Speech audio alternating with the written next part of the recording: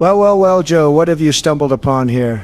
I don't know, Donnie. It looks like some weird sort of catapult. Don't be stupid, you two. It's clearly a trebuchet. A what? A trebuchet. Oh, right. I stole this from my grandson. He said he needs it for a school project tomorrow. Matter of fact, he's calling right now. Did you steal my trebuchet? I worked hard on that, Grandpa. I'm sorry, grandson. I just thought it looked neat. Grandpa, I'm on my way right now to pick it up. In the meantime, do you mind explaining some of the physics behind it? I'm really quite interested. I suppose. But I'll let my partner Logan answer some questions first. Yes, I have a question. Where does all of the force come from? Almost all of the force generated by this trebuchet is due to the force of gravity.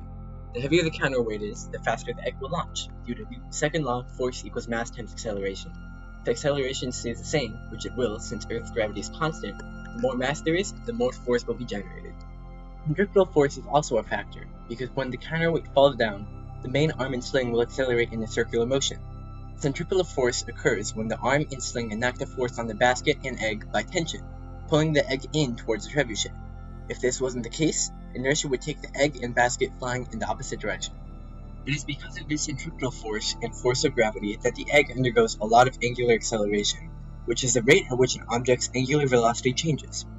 At the beginning of the launch, the egg accelerates mostly up and somewhat right, but then, after some time, it ends up going directly up and eventually left. Since the angle changes relatively quickly as well, the egg undergoes heavy angular acceleration. Logan, that all sounds very sciencey, but I was talking about trebuchets with Barack the other day, and he mentioned torque, rotational dynamics, and potential energy. What is all of that? Good question, Donald.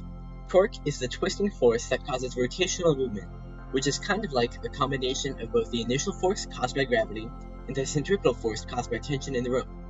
This causes the egg to make the arc path that it has. Rotational dynamics is simply a branch of physics that studies all types of rotational movement, including torque, centripetal force, and angular acceleration. Potential energy goes hand in hand with kinetic energy, and you've probably heard of it before back in elementary school. That was too long ago. I don't ever remember all that. Well, the counterweight, when it's raised, has potential energy because gravity is accelerating it down and the tension in the trigger rope accelerates it up, keeping it still. When the tension is released, the potential energy will convert to kinetic energy, since now the force of gravity is actually moving the arm and therefore moving the egg. Wow, thank you. But you mentioned all of these fancy terms, and I still don't know how the egg actually leaves the trebuchet. Once the long end of the arm gets to about 90 degrees from the horizontal, the weight on the bottom starts to accelerate back in the other direction. This then means the end of the rope will release from the hook, releasing the egg and hopefully launching it pretty far. At what angle do you want the sling to release? Is there a specific angle that's best for distance and accuracy? Great questions, Barack. For this part, I'll pass off the questions to Adam. In a theoretical situation in which air resistance does not exist, the most ideal launch angle for a trebuchet is 45 degrees. However, since the presence of air resistance is very relevant on Earth, the optimal launch angle is a little different. With friction and other inconsistencies in a trebuchet, the optimal launch angle is around 38 degrees. In a theoretical situation, the time spent ascending equals the time descending, maximizing horizontal travel at 45 degrees. It creates a symmetrical parabola with the ground. As you can see here, with symmetry comes the most horizontal distance. With a higher launch angle, the velocity of the x becomes lower. With a lower launch angle, the velocity of the y becomes lower. The closer each one of these components are to zero, the less distance the egg is going to get. So the furthest both of these components can be from zero at the same time is 45 degrees.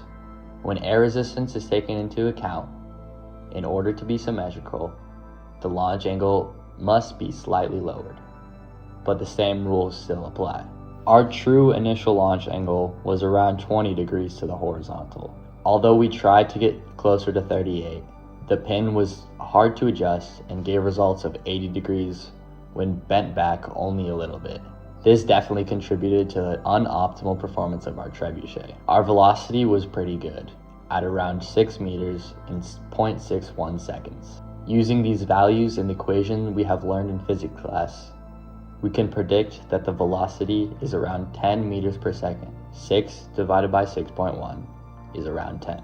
The velocity on the y-axis is roughly 3.4 meters per second. 10 times sine 20 is about 3.4. And the velocity of the x-axis is roughly 9.4 meters per second. 10 times cosine 20 is around 9.4. The time and the distance was calculated by taking a video of a stopwatch and the trebuchet launch at the same time, by being able to see exactly when the egg hit the 6-meter mark. No offense, but I'm more interested in how much hard work you guys put into this project. Of course you are, Grandpa. Always handing out participation trophies. Stop bickering, you two! Of course. Here's some coverage of the process that went into making our trebuchet. Hey guys, we got a new basket. Josh is tying it on because he's a Boy Scout, so he's got that. What? And it's gonna go. Alright, we deconstructed the whole thing, because we want this to be an A-frame, so Adam took it out of there. We're working on this one. We're gonna cut it, put it in there so it'll be more like a true A-frame, right, instead of being a multi-dimensional, because we want more space for the weights to go in. Woohoo! We're giving it legs because one issue that we've been running into is this thing, the sling that comes off of it. Where's my hand at? Up there or whatever. It's hitting, okay, it's hitting the dirt, so we need to make it taller, and then we're probably gonna have to cave out this wood panel right here. This side might be fine. I hope it works. Thoughts? Okay. Well,